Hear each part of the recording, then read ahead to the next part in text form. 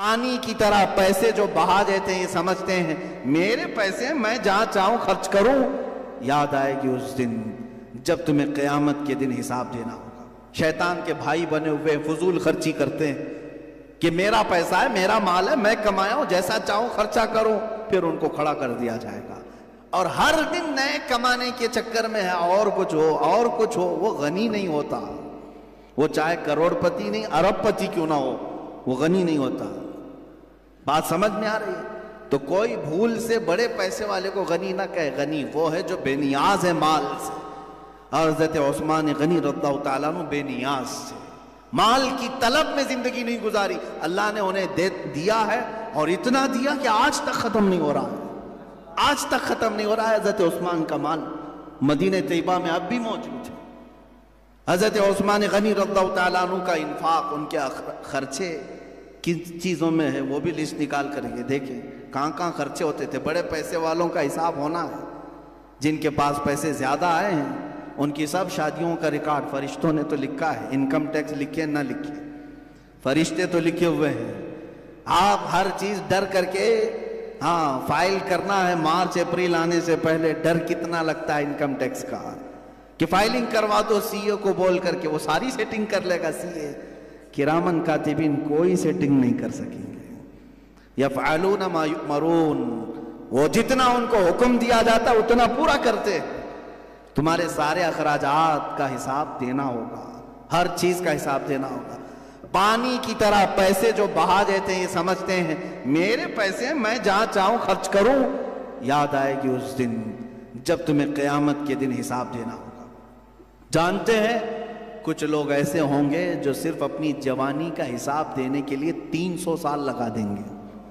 300 سال کھڑے کر دیا جائے گا، ہر چیز کا حساب دیتے رہو. ظاہر سی بات ہے تمہاری بہت موٹی فائل وہاں آئے گی. ایسا نہیں کہ 4 پنے کا کوئی پیج نامہ اعمال ہوگا. نامہ اعمال جس کو کہا گیا ہے وہ کیسا ہوگا پتہ ہے؟ مفسرین فرماتے ہیں قیامت کے دن وہ دیکھے گا فرشتے لا رہے ہوں گے اس کی کتابیں، تو جہاں تک اس کی نظر جائے گی وہاں تک صرف اس کی کتابیں ہوں گی. اس کے اعمال لکھی ہوئی کتابیں وہ لا ہی رہے ہیں.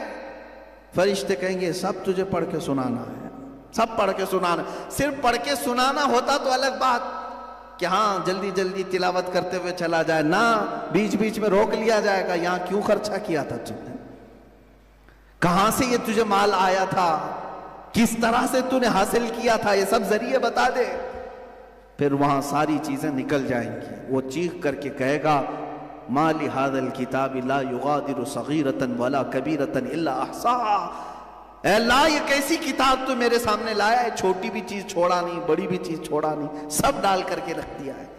میرے عزیزو جس کا حساب لینا ہے اس کے ساتھ ہوگا، اور مولا جس پر فضل کرنا چاہے اس کی ساری کتابیں صاف بھی کر دے گا. بعض کے متعلق حدیث میں ہے کہ وہ نامہ اعمال ان کا بھی آئے گا. کتنی دیر میں سنائیں گے؟ کہا گیا ہے کہ فجر کی نماز میں جتنا وقت لگتا ہے اتنے میں وہ پاس ہو چکے ہوں گے. یہ خوف خدا جن کے سینے میں ہے وہ ڈرتے ہیں آخرت میں حساب دینے کے لیے. ان کے لیے اللہ تعالیٰ آسان بھی کرے گا. اور جو نڈر ہو کر کے ابھی کر رہے ہیں، شیطان کے بھائی بنے ہوئے فضول خرچی کرتے ہیں کہ میرا پیسہ ہے، میرا مال ہے، میں کمایا ہوں، جیسا چاہوں خرچہ کروں. پھر ان کو کھڑا کر دیا جائے گا. عزیزان گرامی، تمہارے پیسوں کے خرچے کی لسٹ نکال لینا اور حضرت عثمان کی پوچھو کہاں کہاں خرچہ کیے تھے. اللہ اکبر. حضرت عثمان غنی رضی اللہ تعالیٰ عنہ مدینے آئے. مسلمانوں کو پانی کی قلت ہے، تو ایک ہی کنواں تھا جو یہودی کے پاس تھا، وہ پورا آپ نے تقریباً 12,000 درہم دے کر کے خریدا اور وقت کر دیا. آج بھی وہ بیر روما موجود ہے، آج بھی وہ کنواں موجود ہے. اور جب مدینے میں غلے کی کمی تھی تب خرید کر کے وقت کیا.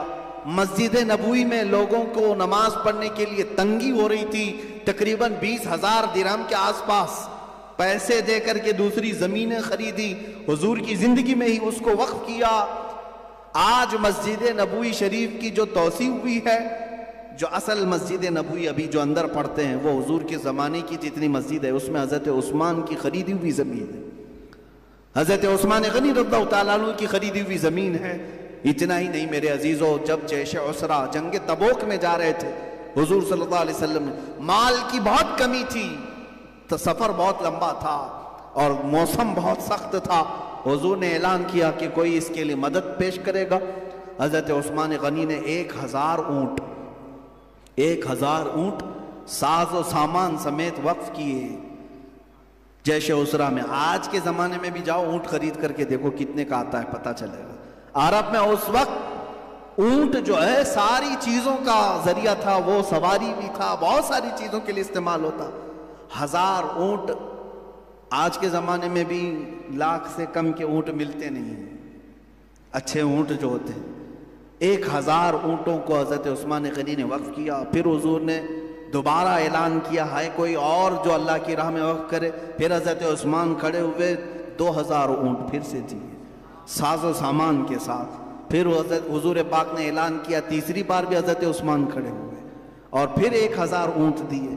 3000 اونٹ، اتنا ہی ساز و سامان، اتنا ہی غلہ پورے جیش اسرا میں حضرت عثمان نے خرچ کیا. میرے آقا کھڑے ہو کر کے اعلان کیے آج کے بعد سے کوئی عمل عثمان کو نقصان نہیں دے سکے گا اور کوئی چیز ایسی نہیں ہے جو جنت میں لے جانے سے اسے روک سکے. حضرت عثمان غنی، میں نے شاید پچھلے سال کہا تھا کہ یہ جو 3000 اونٹ اور 3000 کا ساز و سامان غلہ کسی نے کیلکولیٹ کیا اور اس کو اس زمانے کے حساب سے اگر آج کے پیسوں سے بتایا تو وہ 1 ارب روپیے سے بھی بڑھ کر کے ہے. 1 ارب 14 کروڑ روپے کے آس پاس یہ قیمت ہوتی ہے.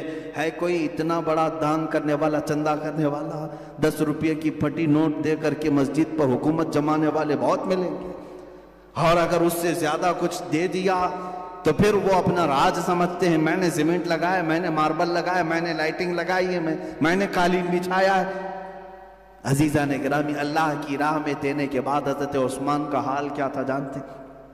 1 ارب 14 کروڑ یا 25 کروڑ اتنا مال دینے کے بعد حضرت عثمان غنی کو جب کبھی کوئی پوچھتا تو وہ کہتے کہ مجھے یاد بھی نہیں ہے. ان کو اس چیز کا یاد بھی نہیں کہ وہ کتنا مال دیے تھے. عزیزان گرامی، لوگوں کو اس طرح سے اللہ کی راہ میں جو غلام ہوتے پیسے دے کر کے خریدتے اور انہیں آزاد کر دیتے، حضور کی غلامی میں رکھتے ہیں. کتنے ایسے غلام ہیں جن کو حضرت عثمان غنی نے مال سے خریدا اور وقف کیا. کئی مقامات ایسے آئے جہاں مسلمانوں کو تنگی آئی، اپنا مال خرچ کیا اور پھر ان کو اللہ کی راہ میں وقف کیا. لیکن ایک وقت اس عثمان غنی پر ایسا بھی آیا کہ بلوائی مصر کے بغاوت کر کے آ گئے اور حضرت عثمان غنی کے ارد گرد، گھر کے ارد گرد محاصرہ کر لیا. 40 دن تک آپ پر کھانا پانی بند کیا گیا تھا.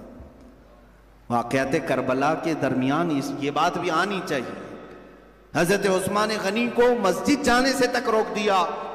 یہ بلوائی، یہ نیو مسلم تھے مصر کے، ایجپٹ کے، اور ان کو بھڑکایا تھا ایک عبداللہ بن سبا نام کا شخص، یہودی جو اسلام لایا تھا، اور وہی ہے جو حضرت علی کے شیعہ پیدا کرنے میں بہت بڑا معاون تھا. یعنی ایک الگ جماعت پیدا کرنے میں، الگ جماعت. حضرت علی رضی اللہ تعالیٰ عنہ کے جو اصل شیعہ ہیں الحمدللہ وہ ہم ہیں. شیعہ کا مطلب ہے حمایت کرنے والا. حضرت علی کرم اللہ وجہہ الکریم کی محبت اصل میں جس طرح سے ہے الحمدللہ اہل سنت و جماعت کرتے. اور یہودیوں کی طرف سے جو چیزیں بنائی گئی تھی عبداللہ بن سبا کے ذریعے سے، حضرت عثمان غنی کے گھر کے اطراف محاصرہ کیا 40 دن تک.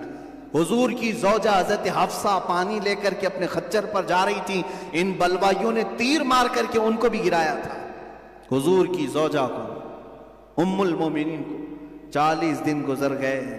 آپ نے کھڑکی سے آواز دے کر کے لوگوں سے کہا تھا مدینے والوں، اے لوگوں، کیا تم مجھے نہیں جانتے کہ تم نے مجھ پر پانی بند کر دیا، کھانا بند کر دیا؟ جب مدینے والے پیاسے تھے میں نے کنواں خرید کر کے وقف کیا تھا. آج بھی وہ کنواں مدینے میں موجود ہے. جب جیش اسرا میں کسی کے پاس مال نہیں تھا، کیا میں نے مال دے کر کے جنگ تبوک میں اللہ رب العزت کی بارگاہ میں خیرات نہیں کیا تھا؟ لیکن ان پر کوئی چیز اثر نہیں کی. 40واں دن تھا، حضرت عثمان غنی سوئے تھے. خواب میں میرے آقا صلی اللہ علیہ وسلم تشریف لائے. دوپہر کا وقت تھا. حضور اکرم صلی اللہ تعالیٰ علیہ وسلم جیسی خواب میں تشریف لائے، حضرت عثمان غنی رو پڑے، کیونکہ بھوک اور پیاس کی شدت. ہلکی پھلکی چیزیں جو بھی گھر میں ہوتی کھا رہے ہوں گے، لیکن پانی تک بند تھا، پیاس کی شدت تھی.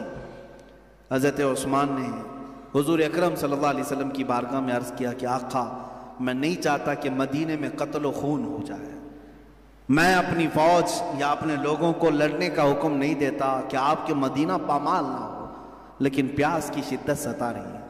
میرے آقا نے فرمایا عثمان صبر کرو، میں اپنے ہاتھ سے تجھے پانی پلاؤں گا۔ خواب اتنا دیکھا، بیدار ہو گئے۔ حضرت عثمان اپنی زوجہ سے کہنے لگے میں نے رسول پاک کو خواب میں دیکھا، اور اس کے بعد قرآن کھول کر کی تلاوت میں مصروف ہو گئے۔ پہلا پارہ جس کی آخری صفحے میں آیت آتی ہے فَسَيَكْفِيكَهُمُ اللَّهُ وَهُوَ السَّمِيعُ الْعَلِيمُ، یہ تلاوت کر رہے، بلوائی گھر توڑ کر کے اندر آ گئے، گھر توڑ کر کے خلیفہ برحق کے گھر میں اندر داخل ہوئے۔ 4 لوگ آئے اور حضرت عثمان غنی رضی اللہ تعالیٰ عنہ پر جھپٹ پڑے، ایک نے داڑھی پکڑی اور دوسرے نے خنجر آپ کے سینے پر مارا، خون کا فوارہ جو اچھل کر کے قرآن پاک پر گرا ہے۔ قرآن پاک اسی جگہ اسی آیت پر یہ خون کے قطرے گرے تھے، فَسَيَكْفِيكَهُمُ اللَّهُ وَهُوَ السَّمِيعُ الْعَلِيمُ، ان قریب اللہ ان کے لیے کافی ہوگا، اور اللہ سمیع علیم ہے۔ وہ قرآن پاک بھی رکھا گیا اس طرح۔ میرے عزیزو، حضرت عثمان غنی رضی اللہ تعالیٰ عنہ کی شہادت، اس کے بعد فتنوں کا ایک دور شروع ہو گیا۔ فتنوں کا دور شروع ہوا، مسلمانوں کے درمیان اختلافات جنم لے گئے، یہودی داخل ہوئے اور جو ان کو کرنا تھا وہ انہوں نے کر لیا، 2 جماعتیں بنا دی۔ ایک جماعت نکلی حضرت عثمان غنی کے قتل کا بدلہ لینے کے لیے کہ جو لوگ آئے تھے، کیونکہ حضرت عثمان کے انتقال کے فوراً بعد، شہادت کے بعد، مولا علی کرم اللہ وجہہ الکریم نے خلافت کو سنبھال لیا، اور حیدر کرار رضی اللہ تعالیٰ عنہ کی خلافت کے زمانے میں ظاہر سی بات ہے اب جو حالات تھے، چیلنجز تھے، وہ بہت سخت تھے۔ حضرت عثمان کے قاتلین کا بدلہ بھی لینا تھا، مدینے والوں کو سمجھانا بھی تھا، تو حضرت علی کے یہ 5.5 سال جو خلافت کے تھے انہی معاملات میں گزرے، خانہ جنگی زیادہ ہوئی۔ ظاہر سی بات ہے، ایک بات میں آپ کو بتا دوں، میں اکثر یہ کہا کرتا ہوں کہ سڑک پر، راستے پر کنکر 1000 گرے ہوں، آپ کوئی بھی چپل پہن کر کے چل سکتے ہیں، چپل پہن کر کے کنکریوں پر چل سکتے ہیں، لیکن ایک کنکر بھی اگر چپل کے اندر آ گیا تو چلنا مشکل ہو جاتا ہے، کیونکہ بار بار چبھتا رہے گا، بار بار ڈھستا رہے گا۔ جوتے کے اندر اگر ایک کنکر آ گیا تو چلنے نہیں دے گا، باہر 1000 کنکر۔ یہی حالات آج بھی ہیں، ہم ان سے نہیں ڈرتے جو سڑک پر پڑے ہوئے کنکریاں ہم رون کر کے گزریں گے انشاءاللہ۔ جتنے دشمنان اسلام ہیں ان سے ہمیں خوف نہیں، لیکن ہمیں تکلیف انہی کنکروں سے ہوتی ہے جو جوتے کے اندر آ کر ڈھستے ہیں۔ وہ جماعت میں ہوتے ہیں، شکل مسلمانوں کی سی ہوتی ہے، چہرہ مسلمانوں کی طرح ہوتا ہے، لیکن وہ ڈستے رہتے ہیں۔ حضرت علی کرم اللہ وجہہ الکریم کے ساتھ یہی معاملات ہوتے رہے، دسیسہ کاریاں ہوئیں، لوگ فریب کرتے رہے، اور حضرت علی کی شہادت کا بھی سبب یہی بنا۔ جب آپ محراب میں تھے مسجد کے قریب، حضرت علی رضی اللہ تعالیٰ عنہ کو کوفہ کی جامع مسجد میں جو شہید کیا وہ خارجیوں نے۔ خارجی کون تھے؟ پہلے مسلمان ہی تو تھے۔ حضرت علی کا انکار کر گئے، حضرت علی کو کفر کی طرف پھیر دیا معاذ اللہ۔